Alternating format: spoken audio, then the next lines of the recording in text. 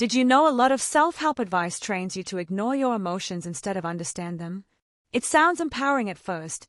Push harder. Be positive. Don't make excuses. Messages that make you feel like you're leveling up until they start turning every negative feeling into a personal failure.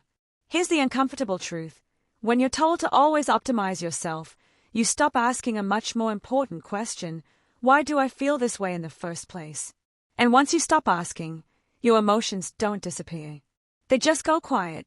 They go underground. And that's where guilt, anxiety, and burnout start to grow. The twist is subtle.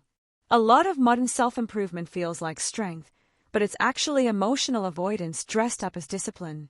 When everything in your life becomes a checklist, your mindset, your habits, your productivity, your routine, you start living like a project instead of a person.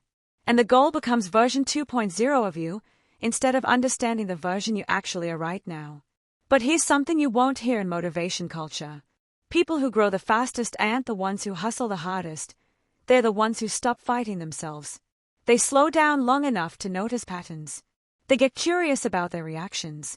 They ask, what is this feeling trying to tell me? And suddenly the things they thought were weaknesses, insecurity, doubt, hesitation, become information. When you treat emotions as data instead of enemies, confidence stops being something you force and starts being something that just happens. You stop performing strength and actually feel strong. So if you've been chasing the best version of yourself for months or years and still feel like you can't catch her, it's not because you're lazy, unmotivated, or lacking discipline. It's because you've been told to improve by overriding your emotions instead of understanding them. The shift is small, but it changes everything. Real growth is not about controlling how you feel. Real growth is about learning from what you feel. When that clicks, self-improvement becomes less about performance and more about becoming someone you actually recognize.